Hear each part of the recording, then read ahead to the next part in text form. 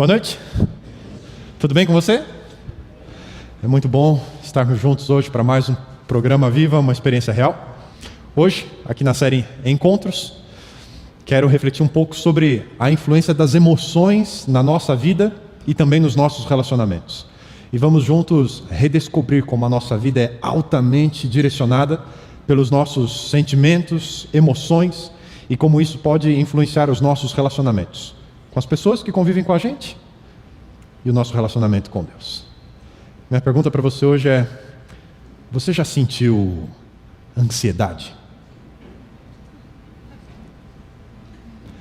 Raiva? Já experimentou tristeza? Elas são consideradas como emoções negativas e já representam grande fonte de riscos à saúde humana, tanto física quanto emocional. Mas mesmo estas emoções negativas têm um lado positivo. O valor das emoções. Nós sentimos, experimentamos, vivenciamos essas emoções e a maioria delas tem benefícios para nós. Você já imaginou o que seria a vida sem dor? Você continuaria, por exemplo, ferindo a si próprio e não pararia até, quem sabe, morrer por não se dar conta de um machucado, de um ferimento. A dor alerta você. E nós precisamos aprender como tirar, num primeiro momento, uma leitura daquilo que é negativo, pode ser de alguma forma positivo também. Todas as emoções provocam reações específicas no corpo humano, com o objetivo de nos proporcionar essa adaptação a determinadas situações, ou mesmo proporcionar reações que vão garantir a nossa segurança, até que aquela situação adversa passe e você possa usufruir a vida normalmente. No entanto, quando essas emoções persistem, raiva, tristeza, ansiedade, mesmo depois que a situação já tenha mudado, então aí temos um problema. Essa continuidade das emoções, como raiva constante, ansiedade, tristeza, as torna negativas e então nocivas à nossa saúde e ao nosso bem-estar geral. Eu separei, ao pesquisar esse assunto, um artigo de um médico brasileiro, psiquiatra, Dr. Geraldo Balloni, e um artigo muito interessante sobre o impacto das emoções na nossa saúde. Ele, em um determinado momento do artigo, diz: acredita-se atualmente que os transtornos psicossomáticos ou psicofisiológicos, como algumas dores de cabeça, dores nas costas, algumas arritmias cardíacas, certos tipos de hipertensão arterial, algumas moléstias digestivas, entre tantas outras doenças, podem ser produzidas por uma excessiva ativação das respostas fisiológicas do órgão ou sistema que sofre a lesão ou disfunção, seja ele cardiovascular, respiratório. Seria uma espécie de disfunção do órgão ou do sistema orgânico por trabalhar em excesso por muito tempo. Então, em reação a uma determinada emoção, se ativa um órgão ou um sistema do corpo, e com a repetição daquela emoção, repete-se o esforço de função daquele órgão ou sistema do corpo, e ele passa da medida, entra num estado de disfunção e a doença se manifesta. No outro trecho do artigo, depois de citar uma lista de doenças que têm a sua causa primária, razões psicológicas, o doutor escreve: quanto mais avançam os meios de investigação da patologia, mais se evidencia relevância dos fatores psicológicos no desenvolvimento, na origem e no desenvolvimento de um grande número de doenças, até então não consideradas como psicofisiológicas. E esses transtornos englobam desde doenças neurológicas, como esclerose múltipla, até enfermidades infecciosas, como tuberculose, e enfermidades imunológicas, como a leucemia. O impacto das emoções cotidianas em nosso organismo. Como essa interdependência entre o corpo e a mente, as nossas emoções. Ele vai falar num outro trecho do artigo que não só reações físicas, mas às vezes doenças que adoecem, emoções que adoecem as emoções. Uma série de emoções que estão presentes por causa de outras emoções. Então, esse adoecimento geral. Hoje à noite eu queria convidar você para juntos buscarmos um novo caminho para as nossas emoções e também para os nossos relacionamentos. Como podemos juntos aprender a superar as nossas emoções. E para isso precisamos aprender a vencer a ira, a raiva. Eu separei alguns provérbios bíblicos que falam um pouco sobre esse primeiro assunto que eu queria refletir com vocês essa noite.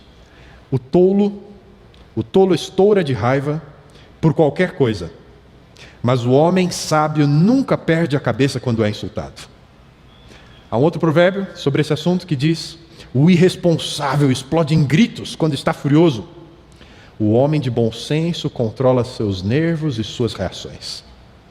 E ainda um outro texto de Salomão diz: não permita que a ira domine depressa o seu espírito, pois a ira se aloja no íntimo dos tolos. Interessante esse último texto, que inúmeras doenças cardíacas, a causa primária é a ira, a raiva.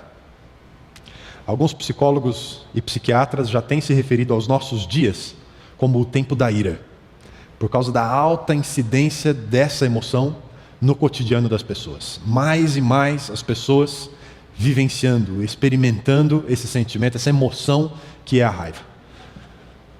Você já deu uma olhadinha no trânsito de São Paulo? Algum tempo atrás eu acompanhei uma reportagem na televisão. As câmeras do sistema de ruas de São Paulo filmou todo o incidente. Um rapaz indo para o trabalho pela manhã, numa moto dessas muito grandes, essas super esportivas, caríssima moto. Estava com dificuldade de passar um carro, a moça estava dificultando a coisa, e quando ele conseguiu parar do lado dela, ele falou assim: você precisa ir mais para lá, você está atrapalhando aqui, né? A menina ficou enfurecida. E ela começou a perseguir o rapaz com o carro dela. A tal ponto que ele resolveu sair da rua, entrou em cima da calçada e se atirou para cima de um jardim. Pulou fora da moto. Porque a menina subiu a calçada em cima e passou com o carro dela por cima da moto. E parou. Depois ela foi entrevistada, ela diz assim: eu fiquei com medo, e aí eu fiz isso. Se ela sentiu medo, o que é que ele sentiu? Outro dia foi uma cena que eu testemunhei. Eu estava de moto e eu vi dois carros parados, um do lado do outro. Eu falei: deve estar pedindo informação, né? E conforme eu me aproximava, eu vi que o motorista do carro que parou na esquerda passou por cima do banco do carona ali, pôs a cabeça para fora para conversar com outro motorista assim mais de perto. E eu falei: deve estar difícil de se comunicar ali, né? E estava mesmo, porque o outro motorista pegou um taco de beisebol, pôs para fora do carro e começou a bater no outro. Eu fiquei imaginando assim: quem que sai com um taco de beisebol de casa? Que ponto da sociedade nós chegamos, os dias de ira e de raiva que a gente está vivendo. E essa semana, estudando esse assunto, eu vi um outro caso, uma luta ali no trânsito. Duas meninas saíram um domingo à tarde para ir no shopping, pararam no farol vermelho, e porque era domingo, estava tudo vazio, o rapaz que parou com o carro atrás delas ficou irritado por elas terem parado no sinal vermelho, e ele começou a bater atrás do carro delas com o carro dele, porque elas não saíam da frente com o farol vermelho. E ela, assustada, desceu do carro para ir olhar o que aconteceu. Ele desceu também e ele bateu no rosto, espancou a menina, porque num domingo, sem trânsito, ela parou no farol vermelho. Algumas pessoas vivem de surto em surto. Cada dia uma nova razão para fúria, para raiva, para ira. Alguns no trânsito, outros no atendimento do restaurante, alguns quando estão fazendo compras, outros no trabalho.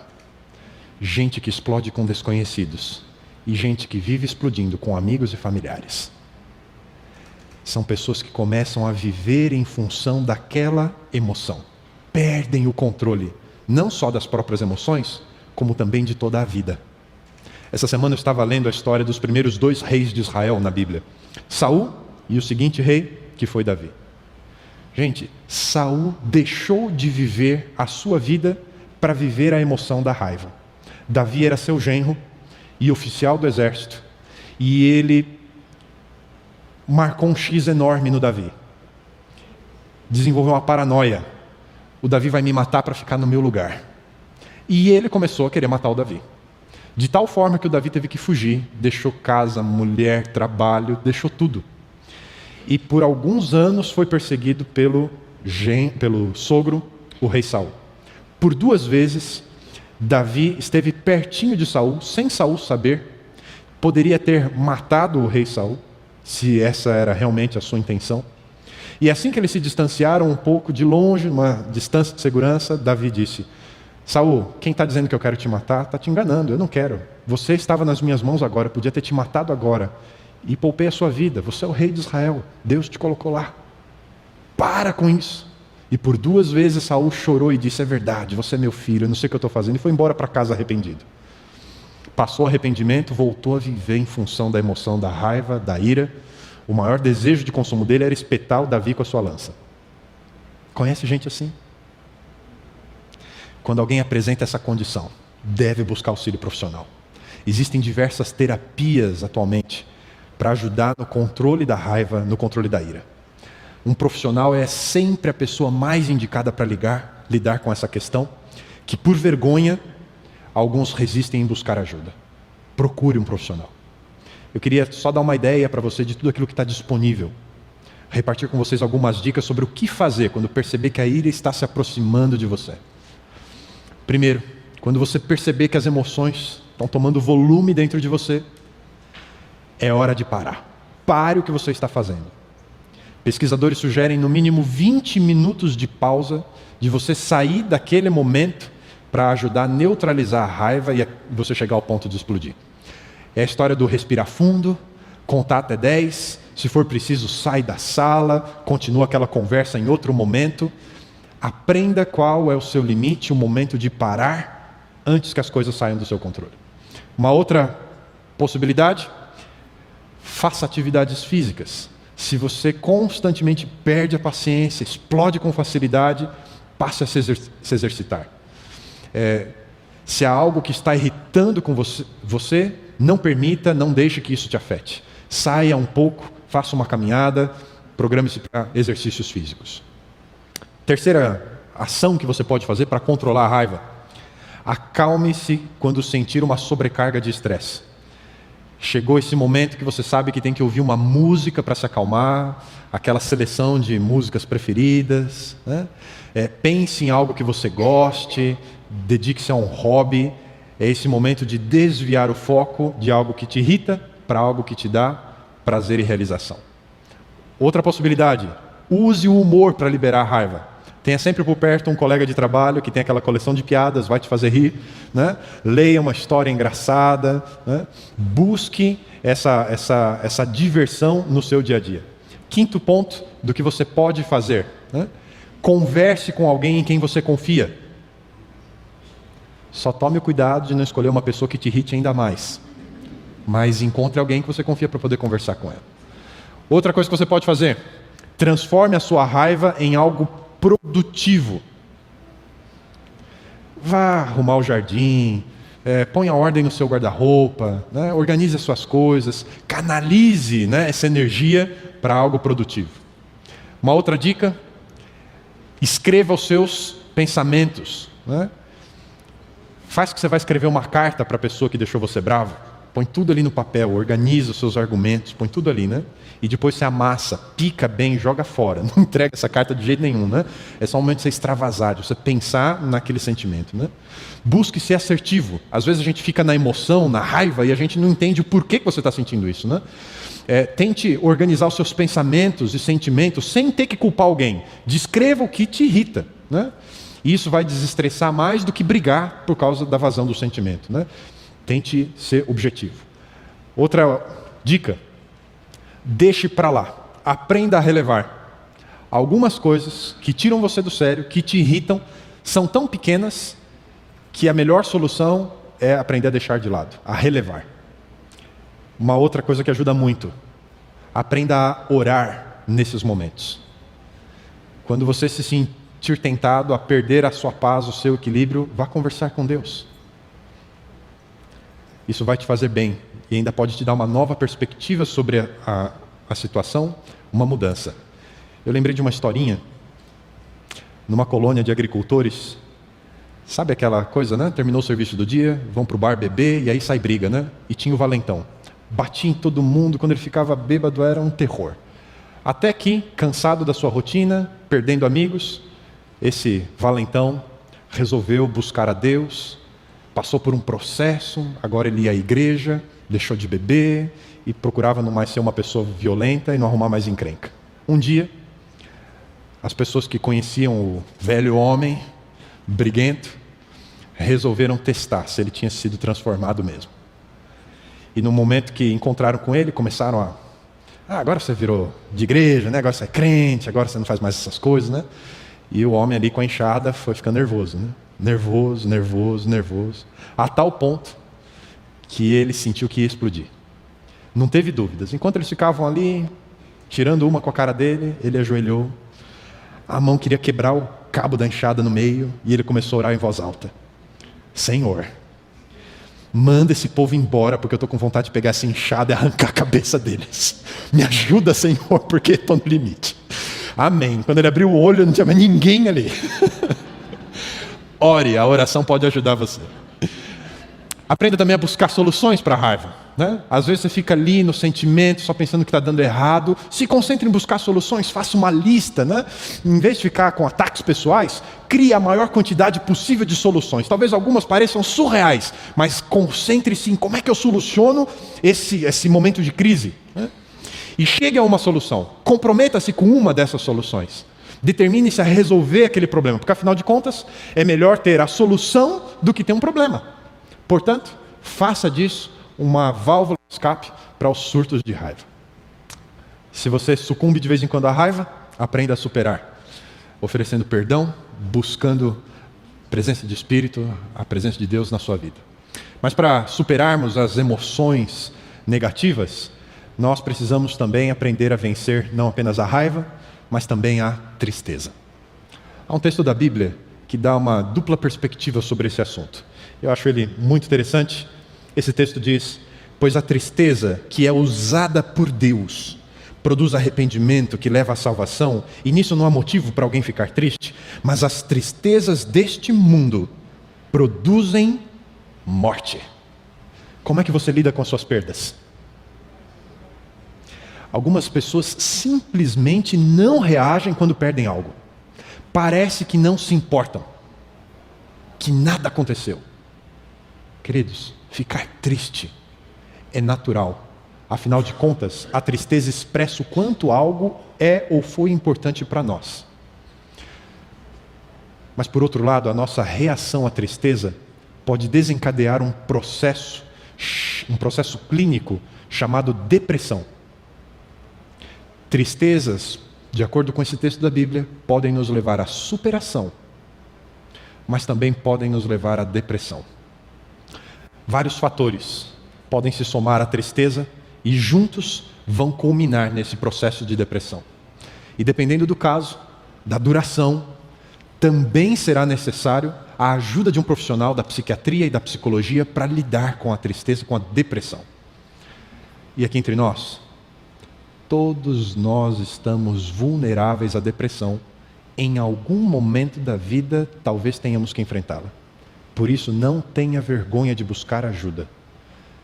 Todos precisamos de apoio mútuo. E é uma realidade que está próxima e talvez muito mais próxima daquilo que a gente pensa. Vivemos num ambiente estressante. Um outro médico brasileiro, Dr. Camargo, escreveu um livro chamado A Tristeza Pode Esperar. E o objeto do seu livro são as possibilidades de relacionamento do médico com os pacientes que vão além do que simplesmente diagnóstico e recomendação de tratamento. É quando o valor da pessoa humana é reconhecido e daí se pode, de uma situação difícil, estressante de saúde, de perda, você conseguir apoiar ali. Uma história que eu achei, é a história de abertura do livro. Ele conta de um domingo de manhã, o trem chega na estação, um senhor entra com 4 crianças no vagão, o trem está razoavelmente vazio, é um dia de passeio, ele senta-se ao lado de uma senhora, baixa a cabeça e as crianças ficam soltas no vagão. Começam a correr, brincar de um lado para o outro, a incomodar os passageiros, derruba a revista de um. E a senhora que está sentada ao lado do pai das crianças começa a ficar inconformada e ela não se segura, ela dá um cutucão e diz: você não está vendo que as crianças estão aí correndo de um lado para o outro, fazendo bagunça? E ele, meio que voltando à realidade, diz: estão mesmo, né? Preciso falar com elas. Mas é que hoje está sendo um dia difícil. Faz 1 hora que saímos do hospital e que a mãe deles morreu. Sabe, às vezes a gente faz a leitura da situação e não consegue ver todas as coisas que estão por trás. As nossas perdas, às vezes, são grandes, difíceis de serem administradas. E naquele momento, para a superação, é necessário a presença, o apoio humano. Ele conta a história de um menino nesse livro, que percebeu o vizinho, um senhor de idade, sentado no quintal, do lado de fora de casa, chorando. E o menino não teve dúvidas. Pulou o muro, 7 anos de idade, e sentou do lado daquele senhor. Ele havia perdido a esposa naquele dia, estava ali chorando. No dia seguinte, ele mandou um buquê de flores para a família de vizinhos, e a mãe, admirada, perguntou: mas filho, o que você fez mesmo? O que você falou para ele? Né? E ele disse: nada, mamãe, só sentei do lado dele e chorei. Queridos, o caminho da superação das nossas perdas é possível. Na verdade, fazemos isso muitas vezes na nossa vida, porque definitivamente a vida não é como gostaríamos que fosse. Enfrentaremos perdas, e aqui entra a solidariedade e a esperança. Quando temos um horizonte e pessoas ao nosso lado, superar se torna mais fácil. Busque o lado positivo das emoções. Tire proveito delas para crescer e se desenvolver. E sabe, diante das nossas perdas, brincar do jogo do contente como a Poliana fazia, em alguns momentos pode ser muito útil para a gente aprender e conseguir superar os momentos difíceis e as perdas. Precisamos aprender a tirar melhor proveito das tristezas que experimentamos. Aprender como se chora e como se volta a sorrir. E isso faz parte da vida. Uma outra reflexão sobre como podemos superar as nossas emoções, além de superar a raiva, a ira e superar as tristezas, é como podemos vencer a ansiedade. Sobre esse assunto, a Bíblia também fala sobre a influência e o impacto desse sentimento, dessa emoção na nossa vida. Um coração ansioso, diz esse provérbio, deixa o homem frustrado e derrotado, mas uma palavra amiga, de ânimo e simpatia, renova suas forças. Jesus, falando sobre esse assunto, ele diz: qual de vós poderá, com as suas preocupações, acrescentar uma única hora ao curso da sua vida? Que pergunta essa de Jesus, né? Pelo contrário, as nossas preocupações diminuem a nossa vida. Algumas pessoas não são afetadas nem pela ira, nem pela tristeza, mas quando a ansiedade bate a porta, aí é difícil, né? Esse é o meu caso. E você? Como é que você lida com a ansiedade? Se algo sai da minha rotina, se um problema acontece e eu preciso resolvê-lo, conversar com alguém, eu começo a antecipar as coisas. A conversa do dia seguinte, eu refaço essa conversa 1000 vezes antes de tê-la de verdade. Fico simulando argumentos que a pessoa vai dar, tentando enxergar a situação por vários pontos de vista, para ter certeza daquilo que eu posso falar ou de como resolver aquela questão. E muitas vezes, a minha ansiedade transforma algo que é grande demais e que na realidade, no dia seguinte, depois da conversa, foi simples, curto e fácil de resolver. Mas a ansiedade me faz aumentar as coisas. Quem sabe a gente podia definir a ansiedade como essa constante antecipação de compromissos e situações futuras para o hoje, para o agora, na tentativa desesperada de buscar controle, de resolver problemas que ainda de fato nem existem. E quando perdemos o controle desse futuro próximo, a gente se sente desesperado. E você quer saber qual é o segredo para vencer a ansiedade? É uma palavrinha chamada confiança. Mas não é confiança em nós mesmos. Porque a confiança em nós só alimenta a ansiedade. Tudo depende do seu desempenho. Confiança em Deus. Se não tivermos fé, se não desenvolvermos uma dependência no cuidado e na proteção de Deus, constantemente seremos abatidos pela ansiedade. A Bíblia deixa um conselho para mim e para você. Ela diz: lançai sobre Ele toda a vossa preocupação, porque é Ele quem cuida de vós. E Davi escreve um salmo, onde ele diz: ficarei contente e me alegrarei por causa do teu amor. Tu vês que estou sofrendo e conheces as minhas aflições.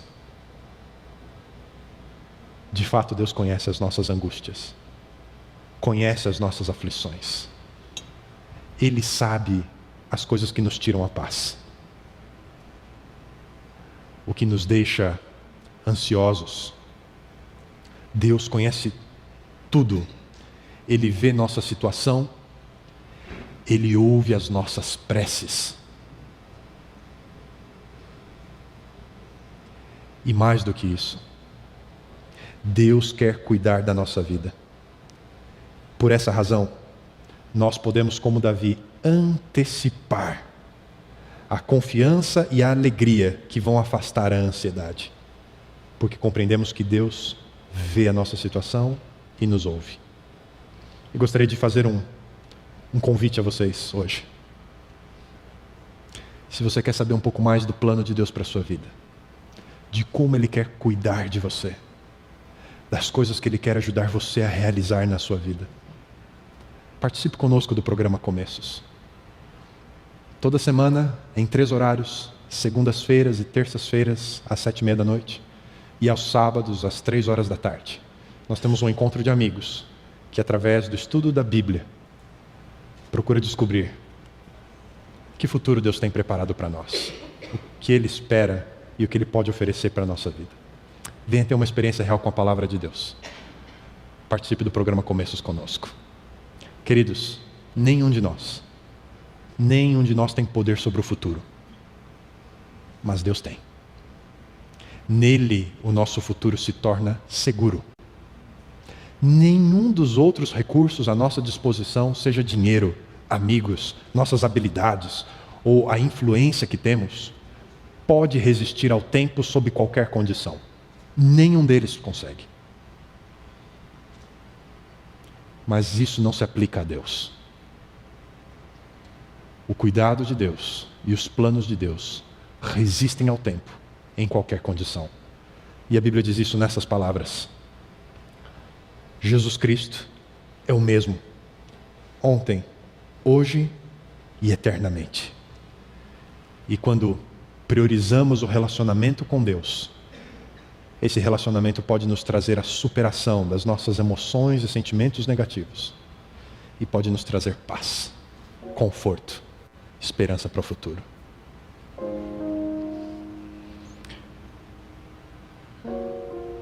Ao pensar em como podemos vencer esses inimigos,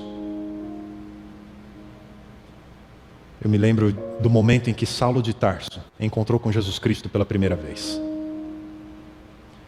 A vida dele estava sendo guiada por essas emoções negativas.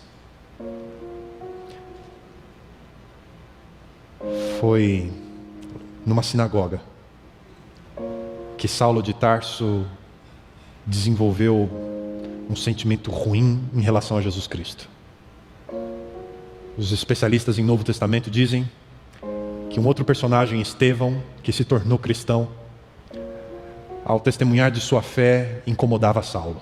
A tal ponto, a situação cresceu e aquele sentimento negativo tomou espaço no coração de Saulo de Tarso, que no momento em que Estevão foi assassinado, apedrejado, a meia distância estava Saulo, segurando as capas dos assassinos de Estevão. E apesar de Estevão não existir mais, toda aquela situação mexia muito com Saulo, a ponto dele ir aos líderes de Israel e receber deles cartas de autorização para sair das fronteiras do seu país e em outros lugares por onde ele passasse, conseguisse prender e trazer a julgamento em Jerusalém outros judeus que haviam se tornado seguidores do Cristo. Saulo vivia por esse sentimento. E foi nessa estrada, indo à cidade de Damasco, para dar vazão e espaço a esse sentimento da ira, da raiva. Foi nesse momento que Saulo se encontra com Jesus Cristo. E nesse momento de encontro, ele tem a oportunidade de perceber a realidade que ele estava vivendo. Nas palavras de Jesus, um convite à reflexão. Saulo, por que você está me perseguindo? Por que você está fazendo isso? Por que você está lutando com seus sentimentos e com as suas emoções? Você não vê o que você está fazendo? Para de ficar dando murro em ponta de faca. Você só vai se ferir. Pensa um pouco como você está conduzindo a sua vida. E desse momento em diante, a vida de Saulo mudou. O cristianismo não é como é hoje. Não fosse a influência de Saulo ao tornar-se um seguidor daquele a quem antes ele perseguia. No encontro com Deus, as perspectivas de Saulo sobre a sua vida e sobre a vida em geral mudaram. E ele passou a ser uma testemunha de Cristo Jesus. Permita-se não perder a oportunidade do encontro com Deus. Talvez por causa desses sentimentos e emoções todas, você esteja esperando por isso há muito tempo. Mas pode ser que isso seja algo surpreendente para você neste momento da vida. Pensar que algo novo pode acontecer com você. Não tenha medo, porque o melhor da vida ainda está por vir. E você não pode perder o seu encontro. Bom Deus, essa noite paramos para pensar um pouco sobre emoções que têm exercido um poder tão grande sobre inúmeras pessoas. E talvez alguns de nós aqui nesse lugar esteja carregando esse peso, esse fardo, esteja adoecendo, morrendo aos poucos. E precisa aprender a superar, a encontrar o caminho, a achar a saída dessa efervescência de emoções que agita de um lado para o outro o nosso coração e a nossa mente. E essa noite, ao pensar em como podem ser os nossos relacionamentos, como pode ser a vida, se alcançarmos equilíbrio, se alcançarmos superação, a nossa oração é: Senhor, vem fazer parte da nossa vida. Nos dê forças, nos traga cura, nos traga a Tua presença que liberta e muda a realidade, que nos faz enxergar por outra perspectiva o privilégio que é estar vivo e compartilhar da vida com as pessoas. Mas acima de tudo, o privilégio que pode ser experimentarmos uma vida ao seu lado. Ouve a nossa oração e nos traz a sabedoria para vivermos os Teus planos para a nossa vida. É o que te pedimos em nome de Jesus Cristo, aquele que é o mesmo ontem, hoje e para todo sempre. Amém.